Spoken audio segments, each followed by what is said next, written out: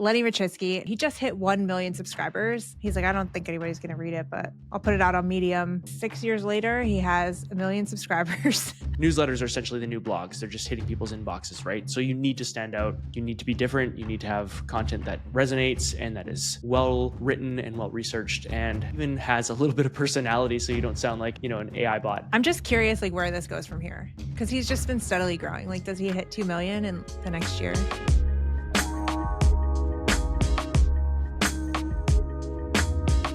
All right, so today we are going to talk about Lenny Rachitsky. Now, Lenny is, if you've been in the newsletter space at all for any length of time, you probably know about his newsletter, Lenny's newsletter.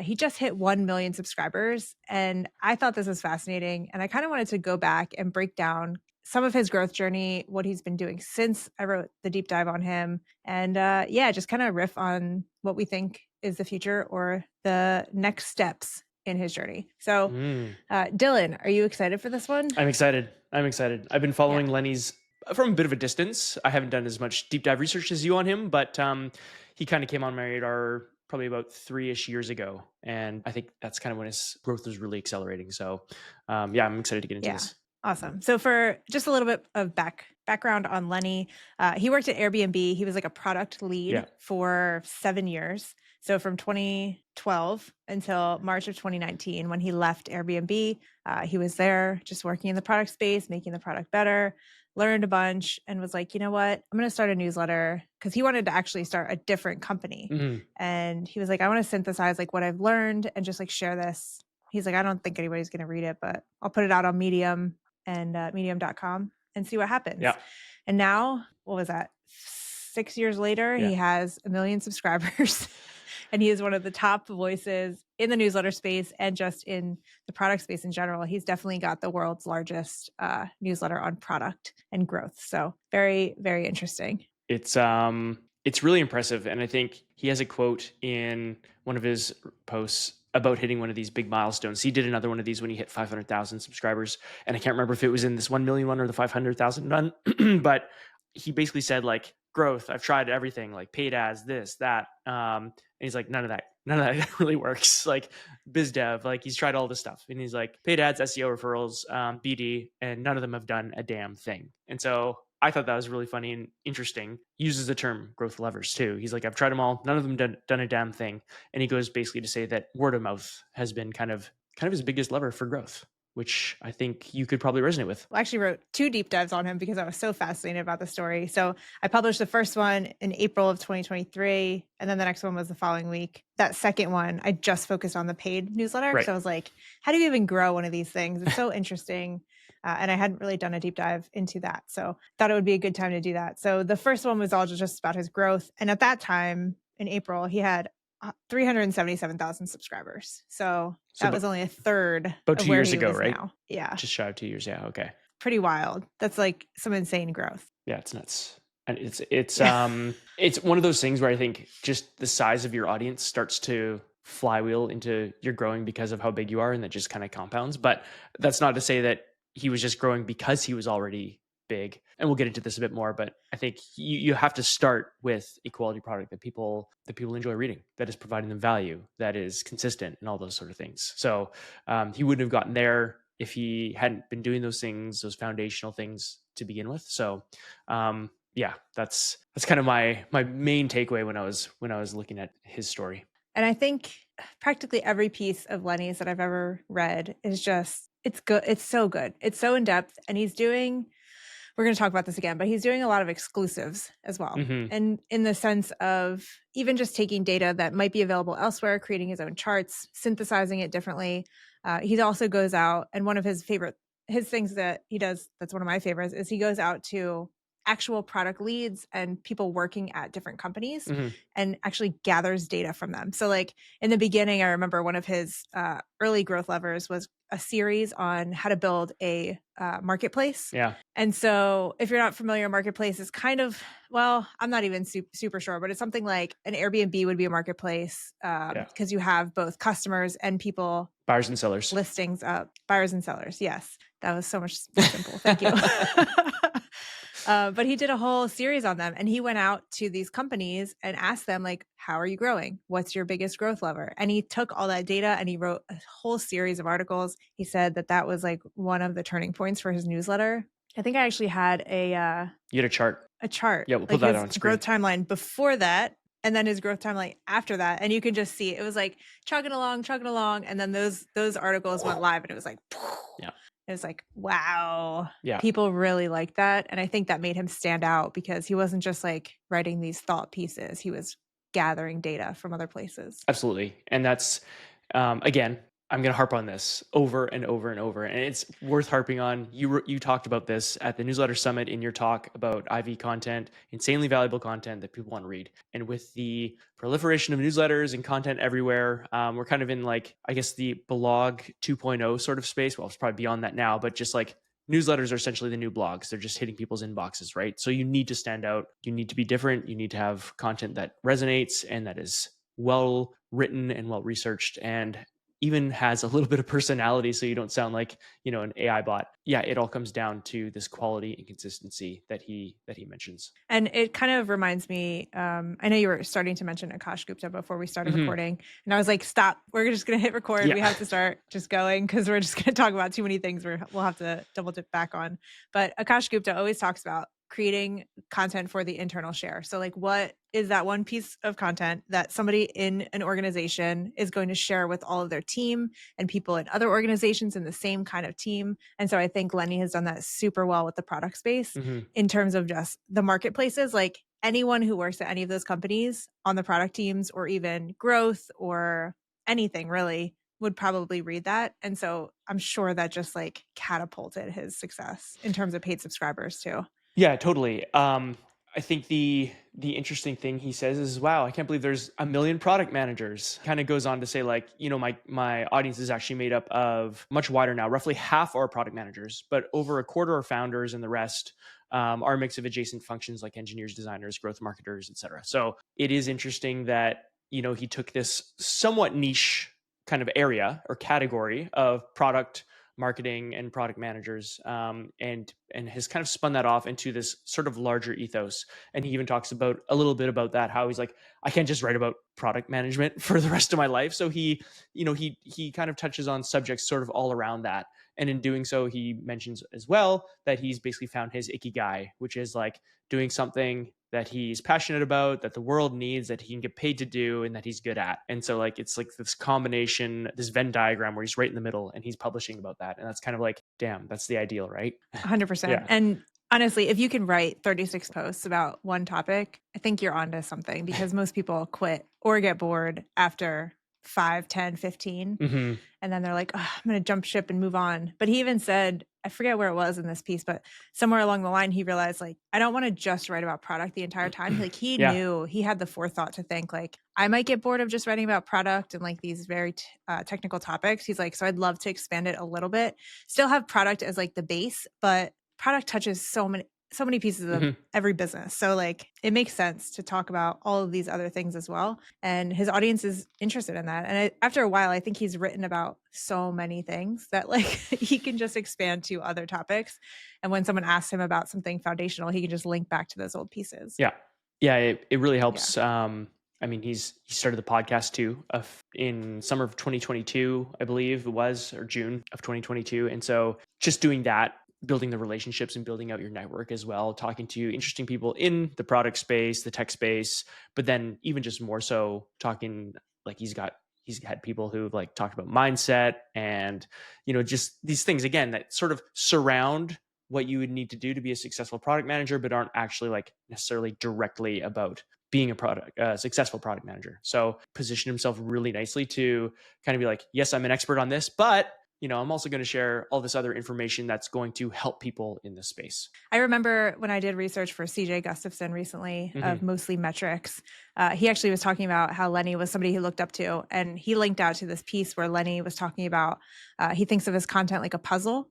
And so he tries to fill in the gaps every week. So he'll think of like the holistically as a puzzle, fill in the gaps. And then over time, like he's going to have to go back and like rework that puzzle piece and maybe make the edges sharper, rework it a little bit, but it's still part of a bigger puzzle. And so he said, my job is to slowly but surely fill this board in and help you through every challenge, decision, and opportunity you'll face. And I love that. It's just such a straightforward thing. Mm-hmm. It actually reminds me of the roast we did for Darren Smith. Yeah. Right. Yeah. So Darren has a live glossary of all of the topics he's going to write about, and he's just like linking to them as he writes them. Yeah. And this just reminds me of the same concept. Yeah, it's really cool. You're filling in the spaces as you go. So it's like this like Darren said, it's like this living document. And really going back and refining that, it takes a lot of like not diligence, but like you have to be pretty dedicated to go back, refine articles, make them better. But it's all just part of creating this really high quality product. And that's what Lenny has done, and that he's earned every right to get this 100 or 1 million subscriber count. And again, going back to the quality and consistency, can harp on it, but it all revolves around that. Yeah, totally. All right. Should we do like a abbreviated version of how he got to 1 million? Yeah. Or how we think he did? Yeah, let's do it. Well, I mean, he's outright said it. Like he's shared, see, I've got an image right here from his 500K post. And I'm assuming that the stuff he did to get to 500K is going to be pretty in line with what he did to get to 1 million. People always ask how I got going with the newsletter. So here it is. And he's got like first 100 subscribers, next 1,000, next 10,000, and so on. And so we can go over what you wrote about. We can go over this because he doesn't go into a ton of detail with this. But he mentions a few things that you talk about, like the first round review article, his Medium post on Andrew Chen's blog, or his Medium post and posting on Andrew Chen's blog and stuff. Yeah, I mean, the first few thousand is pretty straightforward. Yeah. My research and his corroborates the same thing. Yeah. Like, I think what he did was just, he wrote that first piece on Medium. I think he said he got his first 100 subscribers from that. Yeah. And if I remember correctly, he didn't have an email capture at first, and then he realized he needed one and he added it later. That's right. And Eddie Schlaner did the same thing. Yep. These two guys who've like grown these massive audiences and businesses, but everybody's got to learn. Yeah. You got to learn. You got to learn. I don't think he thought it was going to take off. It was probably more of him just synthesizing the last 7 or 9 years of his career. So, well, like you said, he'd quit or had left. I'm not sure if he quit on his own volition, but he had left Airbnb and wanted to start his own company. And so he thought, man, what did I learn? I should probably like synthesize, like you said, what I learned while 7 years as a product manager at Airbnb. And so he's like, I guess I'll just write it down and like flesh it out. And then I have nowhere to post it. I don't have a website. So I'm just going to post it on Medium. And sure enough, he did that. And obviously the Medium algorithm picked that up, and it got quite popular. It did really well. And one thing he wrote about too was that was like signal. He's like, oh, people are interested in this. Maybe I should go down this rabbit hole a little bit more and write about it a little bit more. And, he, like you mentioned, he guest posted on First Round Review, which was Andrew Chen's blog. And Andrew Chen, I think, was a friend of his as well, or an acquaintance who was kind of encouraging him to do so. And it just kind of snowballed from there. That's how he got to kind of his first 1,000 subscribers, I believe, roughly. Yeah, so he wrote 2 guest posts. He wrote one on First Round and then one on Andrew Chen's blog. Right. Separately. Sorry, they're 2 separate things. Yeah, my mistake. Yeah, and those got him to 1,000. I only remember this because it was in my talk a couple weeks ago. Oh, okay. So I had been going back through it.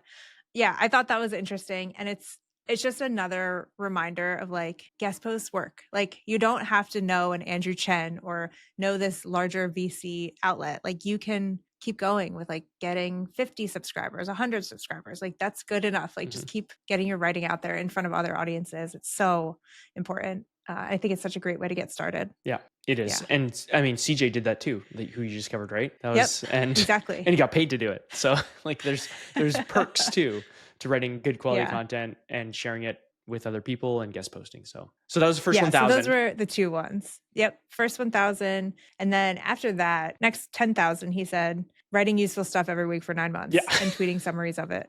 And word of mouth. Okay, Lenny, that's like way too simplified. Right. So like that's, I mean, but in the gist of it is that's what he did, right? Writing useful stuff comes down to that quality and consistency because it was for every week for 9 months. So he's like, okay, I'm doing this and tweeting summaries of it. So that's like publish or broadcasting it like to an audience that he's actually writing this stuff. He's not just relying on people in Substack to find it. So he's sharing it. And then he's leveraging word of mouth. So he's the useful stuff creates the word of mouth because people are like, wow, this is really good. I'm going to share it. I found his like Twitter flywheel essentially when I Oh, wrote the okay. deep Yeah, dive. yeah. So he used to write multiple threads all the time. Some days I found he wrote 2 threads in a single day. So like he was not just going lightly on Twitter, he was going hard, like trying to make this work after a certain point.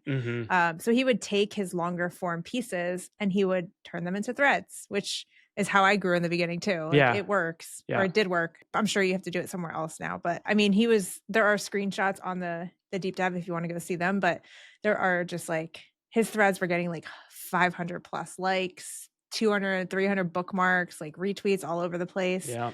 And at the end of it, he would just link back to that newsletter piece. And so this is obviously at a time when Twitter wasn't like playing links and like letting you get reach, even if you had something in there, which they don't really do anymore. But he was taking advantage of that opportunity at the time, and it clearly worked. Yeah. Yeah. No, it worked very well. So he's downplaying when he says, write useful stuff and tweet about it.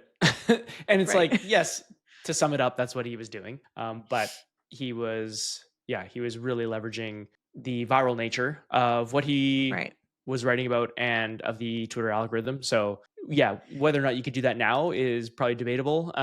But there's still other platforms that will surface this stuff that much more, whether you're using LinkedIn, which is still probably an okay algorithm to go viral and grow an audience. But I think the whole point of this is writing consistently and like sharing it consistently all the time. And so people are finding out about it. And so even we were just talking about those pieces where he would go get data from other folks that worked at these companies.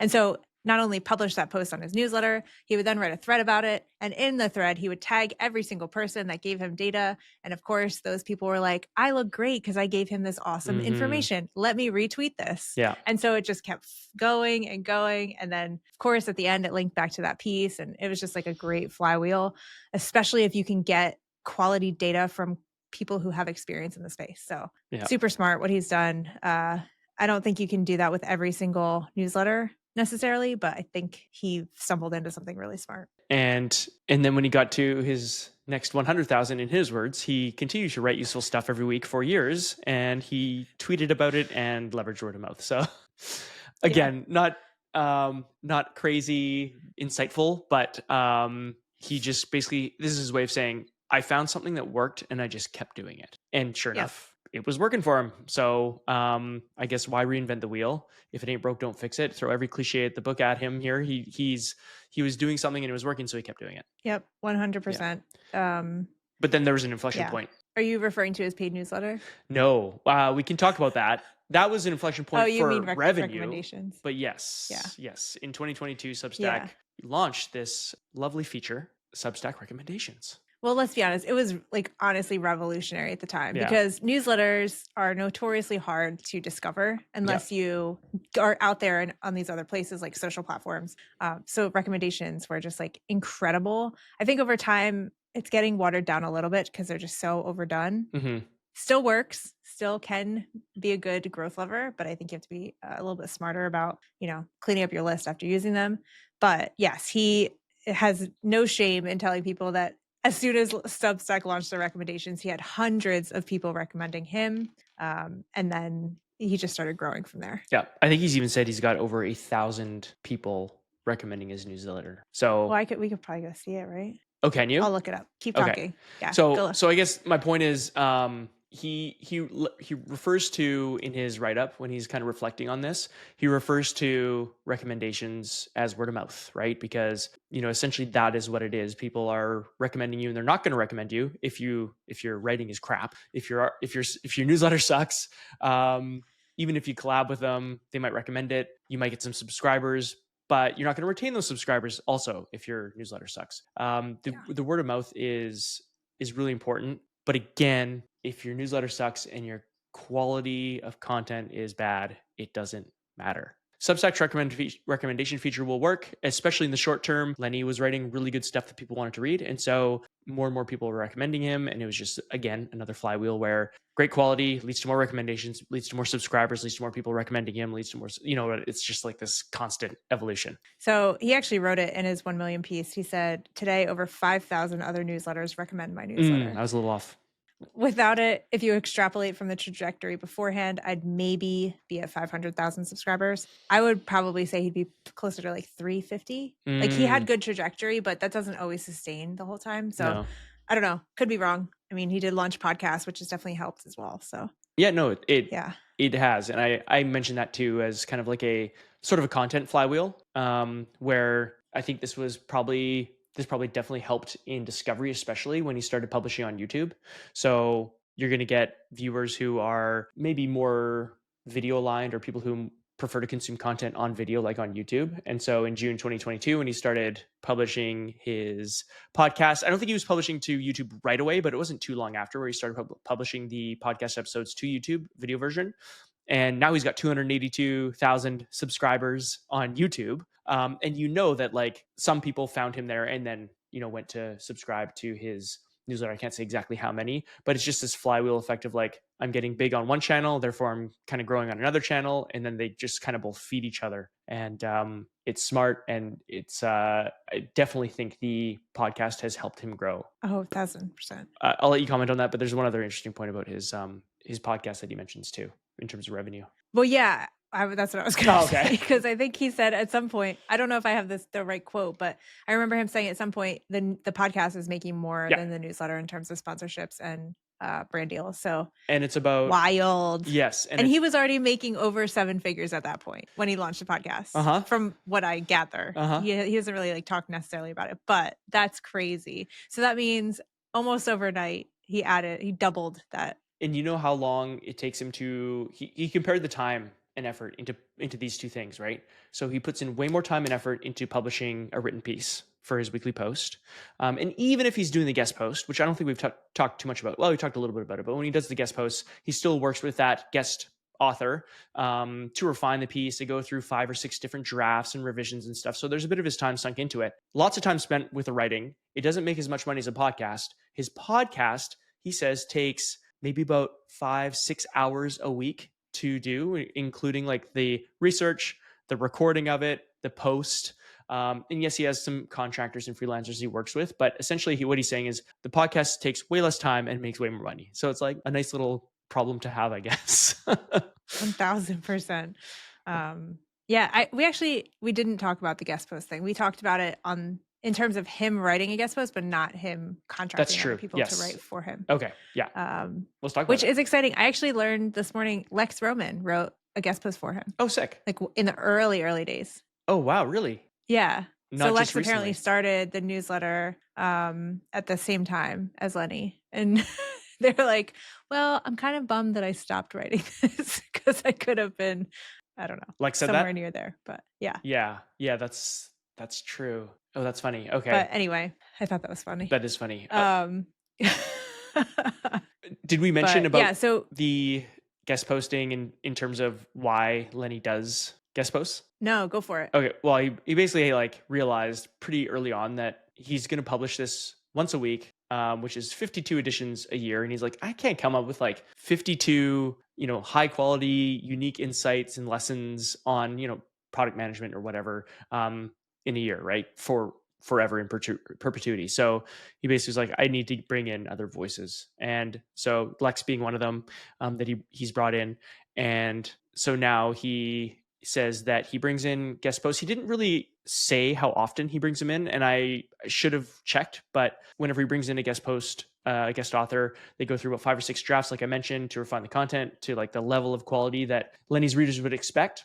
And now he says that his guest posts are mostly the most popular posts that are on his blog. They usually get the most response and that sort of thing. So it's kind of like another sort of win-win for Lenny, just like the podcast was. Guest posts, less work, more popular, probably drives a little bit more growth and virality and stuff like that. So really smart. If you get to be the person writing the guest post, you get a lot of new subscribers. That I've seen at least a handful of people launch a newsletter, or at least they were early on in their journey when they wrote a guest post for Lenny, and then they were able to just like take off from there because they got in front of that audience. Right. Yeah, that would be massive. I mean, getting in front of 1 million, or even like with open rates, say 400,000 people There's nothing. Yeah. Yeah, that's a decent amount of eyeballs on your stuff. And if you do a good job, which it sounds like Lenny's not going to let you publish in a guest post that is bound to drive you some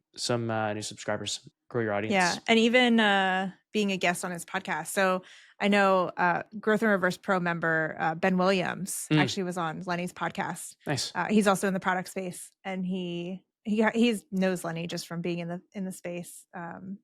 He got on his podcast, and that was like a huge win in terms of just like getting the credibility. Even if you get 0 subscribers, just Yeah. like having that credibility, it's almost like Lenny certified. It's like, Yeah.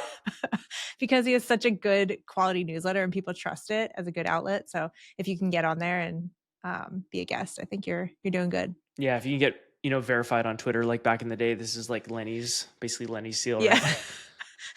You're He Lenny. should have like a little certified seal, get some backlinks from it. That's right. You can put it at like the bottom of your website. Yeah. Certified by Lenny. Yeah, that's good. That's good. What are the big takeaways then from Lenny's journey? Like what are the applicable steps that somebody can take out of his journey and what they could do? Yeah, I mean, if you ask Lenny, it's just write good content, keep writing good content, post a couple Twitter threads, and take advantage of Substack Just like that. recommendations, and you're good. Yada, That's yada, it. yada. You got 1 million Simple. subscribers. Do it for 6 years, and yeah. Yeah. No, but honestly, I think I'm increasingly convinced that the name of this game is just sticking with it. Mm-hmm. I was talking to Jay Klaus recently, and he was like, I don't have a good growth journey. I was like, you absolutely do. You've been doing this for 8 years. Like, people don't stick around that long in the same space. Like, Yeah. huge. And Mm-hmm. he's like, you're right. He's like, and now people are just starting to recognize that, and he's starting to hit that growth trajectory of like escape velocity, if you will. Yeah, that's the word that was coming to my mind.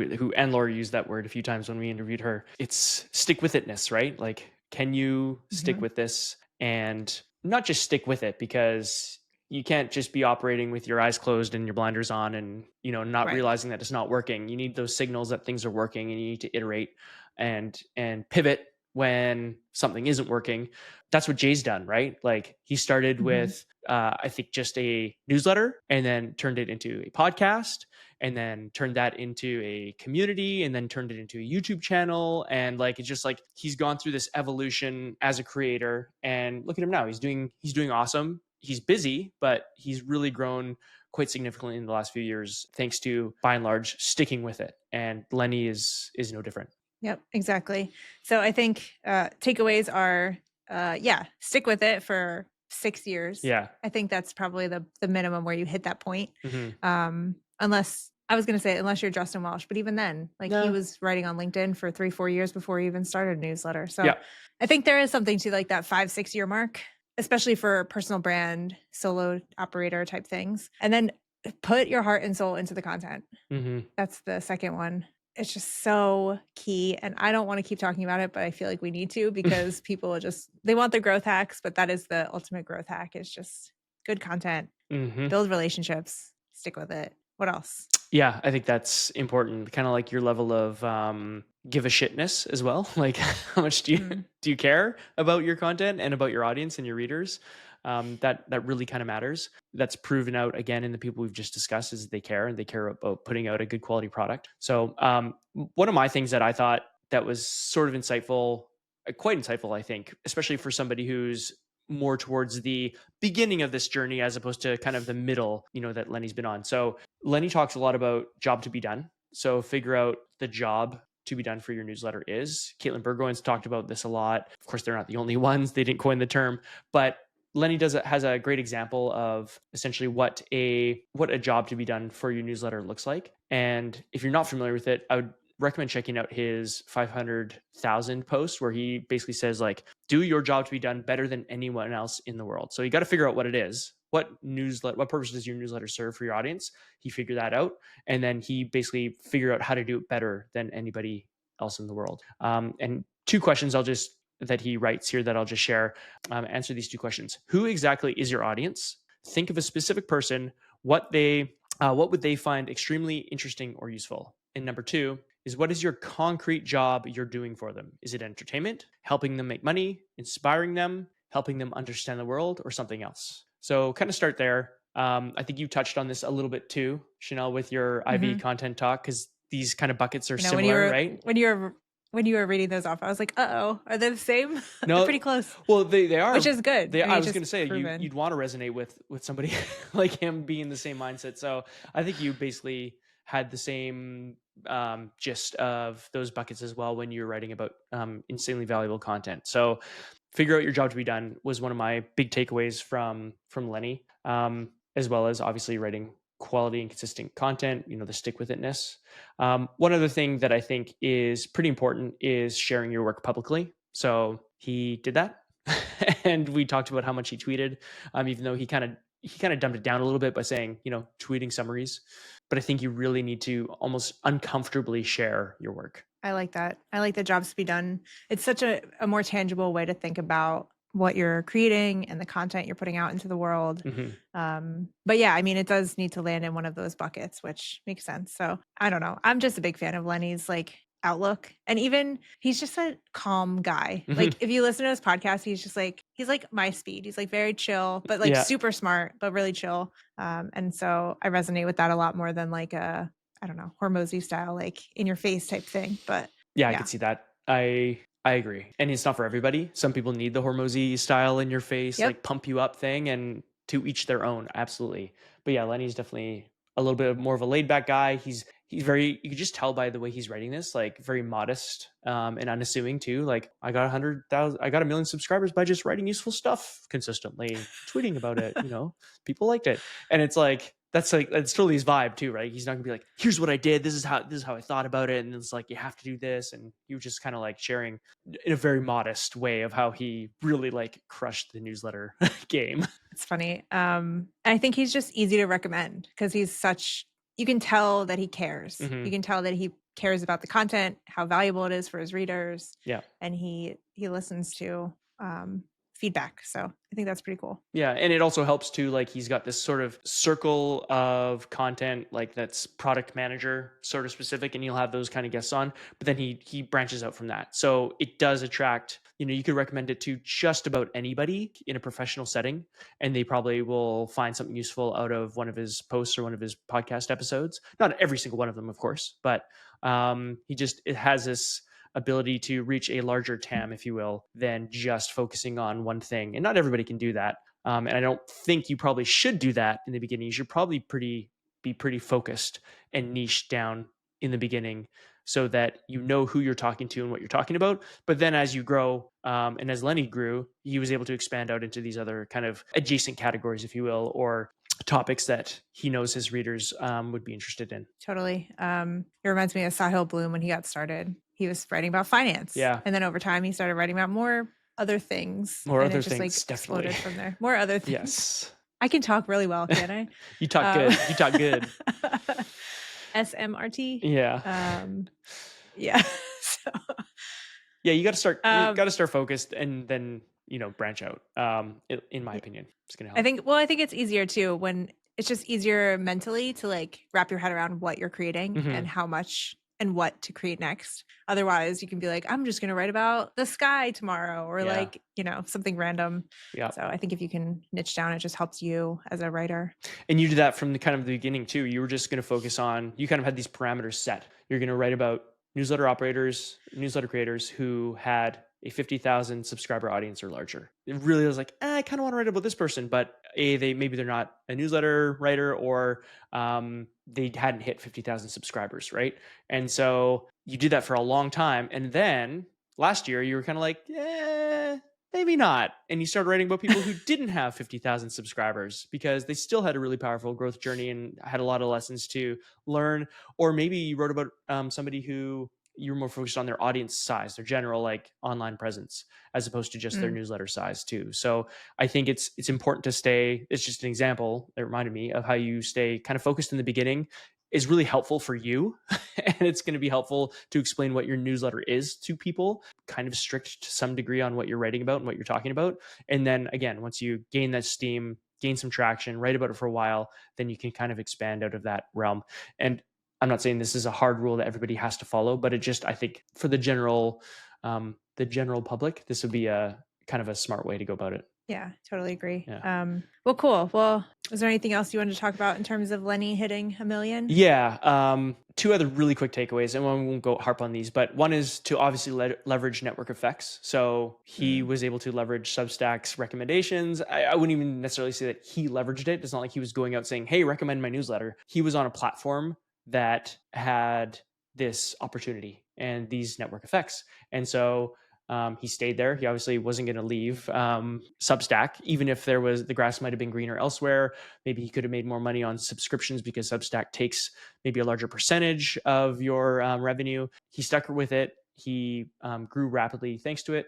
And so I guess keep an eye out for platforms that you're on and where the network effects can be, I guess, leveraged or taken advantage of. So that was kind of one thing that sort of stood out. And the other one, I don't know, do you want anything to add to that before I go to the next one? No, I mean, yeah, pretty much just what you said. Mm-hmm. I think there's always going to be a new platform that's, you can take advantage of it when it's new and they're not like putting so many ads out or Yeah. that kind of thing. And you can get more reach on a platform, Yeah. especially if you're going like the social media route. So yeah, just keep in mind it. And I think honestly, Lenny built his newsletter like a product. So he took all of his learnings and he built just a best-selling product, Yeah. essentially. How meta. Based on what he had learned. It's so meta, but it's like you kind of forget it when you read his stuff for a while, and then you're like, oh yeah, he's using all of this on the back end. Yeah. So it's pretty interesting. Absolutely. He definitely has taken it as a product, paid subscription model, all of that. It's kind of like a SaaS knowledge product. Mm-hmm. The last point I thought we should bring up is just collaborations again. So we talked about this, but I think we harp on this all the time as well, but he knew he couldn't write 52 editions of, a product management newsletter every year, all the time, in perpetuity. So we started thinking about guest posting relatively early on and really leveraged that. And he's found success with it as they've been some of his most popular posts. So don't be afraid to collaborate with people, and then just make sure you try to find the right people to do that with. Nice. Yeah. Yeah. And a couple of weeks ago on the podcast, we were talking about potentially doing like a grow without social course, if you will. I got some good feedback on that. So yeah, if you're interested, yeah. People just straight up sending me random emails being like, I listened to the podcast. I want it. Nice. So nice. it's a good sign, I think. Maybe I should set up like a legit landing page for this. Because honestly, I feel like every deep dive I do, I'm like, yep, they used collabs, they did cross promos, they were working with other people, doing guest posts. Like, I just wish people would optimize this process and do it better. So that's why I kind of want to create that. Well, why don't you throw up a teaser pre-sale landing page link? All right. What if we do, I have not made this yet. I know. growththereverse.com/ oh boy. Dun, dun, dun. Let's do /no social. How about antisocial?